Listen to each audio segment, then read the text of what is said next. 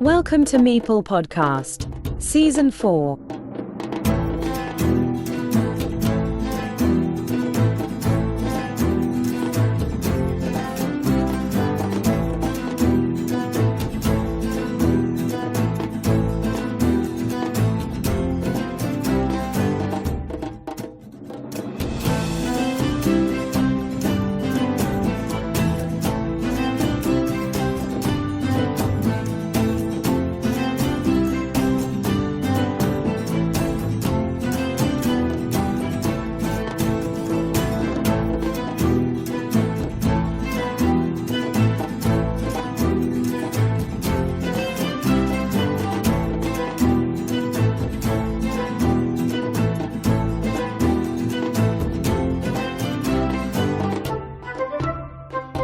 Dear friends, today we have in Meeple Podcast someone very special, as much as the history of the Carcassonne World Championship itself.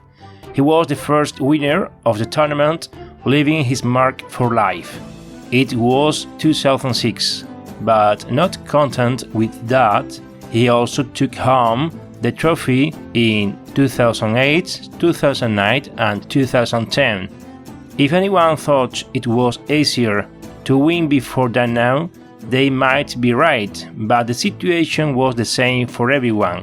Winning 4 times the World Championship has only been in the hands of this guy out of series. In today's program on the Sound Channel, we have the great pleasure to welcome Ralph Querfurth, Navarre79 on BGA, the 4-time World Champion. Welcome, Ralph. Hello, Joaquin. Thank you so much for having me here. We know how many times you have won the World Tournament, but how many times have you won the German National Championship?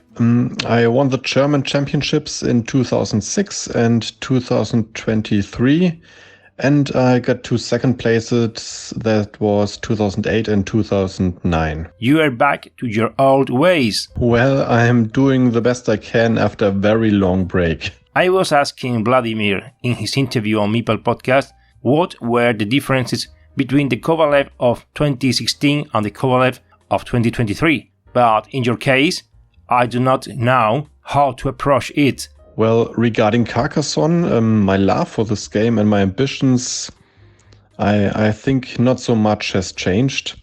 I still want to win every single match I play. What do you miss from the World Championship first period? Oh, it's so long ago, it's 17 years now. I don't remember everything from this tournament, but what I do remember is that I would have lost if I had chosen the other one of the last 2 tiles, and the monastery secured my victory.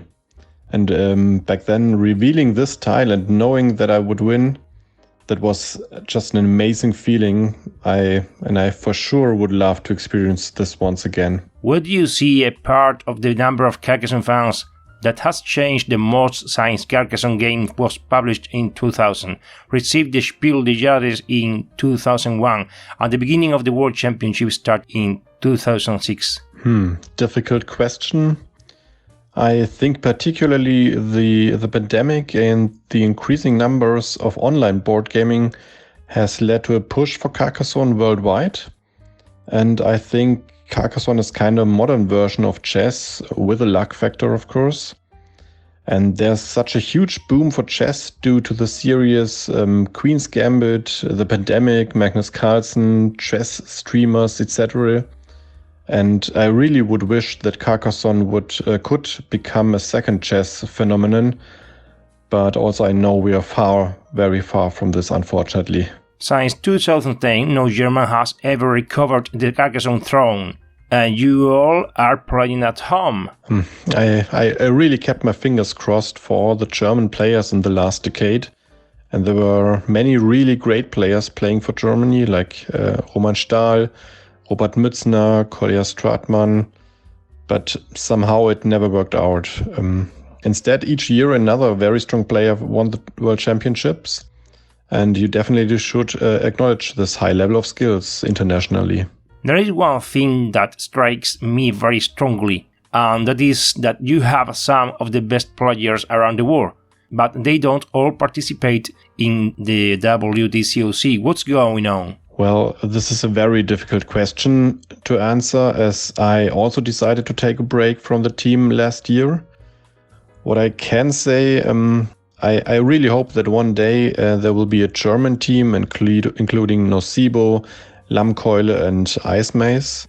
As we know each other for over a decade, we are very similar, ambitious, respect each other, and really would love to team up together to win the online World Championships. In any case, you have one of the best groups among all the national teams competing in the WTCOC. But apart from the European Championship that you won in the World Team Cup, only in 2020 you achieved a great position. Some of the best German players were missing in the team. Other nations were better. You definitely have to respect this. Well, Ralph, tell us how the German Championship works. Who organized the event? If it is also Spielezentrum, where it takes place? What system they use? Pre-qualifiers or one-day event? If the final stage has two phases, Swiss plus playoff, or if it takes place in a different way? If you play with chess clocks to control the time, etc. The German championships are organized by the Spielezentrum, and they really do a great job. There are circa 3 direct qualifying tournaments on the one hand, and on the other hand, you can collect points for a ranking list by participating in qualifying tournaments. There are about 15 to 20 of these tournaments per year, and most of them are online, but also several are at gaming festivals. A certain number of players then with the most points are qualified for the final tournament, which takes place in Herne during a game festival called Spielewahnsinn. And this final tournament has basically the same rules as the World Championships, with 5 rounds of Swiss system and then quarterfinals to final as KO rounds. But there are no chess clocks used. And finally, give us details of your experience in the event that has got you again to be among the best players in the world. Tell us about the road to victory. During the pandemic, I, like many others, found the board game arena, and I rediscovered my ambition to play Carcassonne on tournament level. So I asked and joined the German online team, and we won the European Championships, which really felt great. And after that, I wanted more and also qualified for the German Championships 2022. But unfortunately, I couldn't take part due to other duties.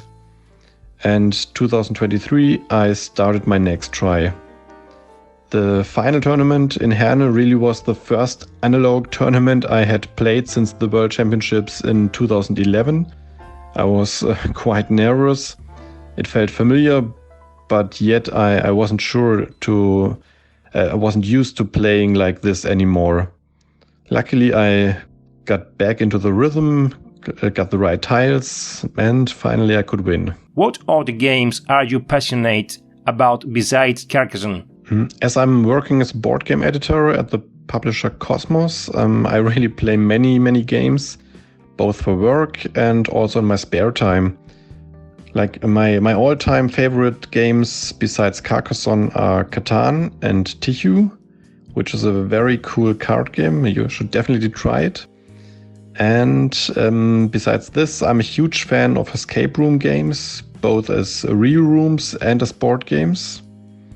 And yeah, creating the Exit game series together with Inka and Markus Brandt is by far the other coolest thing I've achieved in my gaming life. Of course, besides the Carcassonne World Championships. Tip for the podcast audience. What do you have to do on a competitive level to win and be at the highest level? Or in other words, what have you stopped doing during these last 13 years? Well, that's an easy question. Don't stop playing tournaments. You can't win championships if you don't participate in them.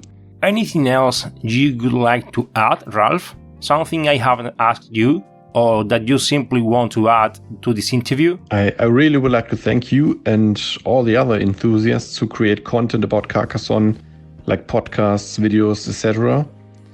This game Carcassonne is as good as it was when it came out in 2001. And I really appreciate all the fans who spread the word about this great game, so even more and more people can learn about it and can find out if maybe they might love it too. Thank you for being here, and I wish you the best of luck in the World Cup. Thank you so much. I'm really looking forward to Essen and Herne. And maybe let's play a game of Carcassonne soon. Would love to. Bye.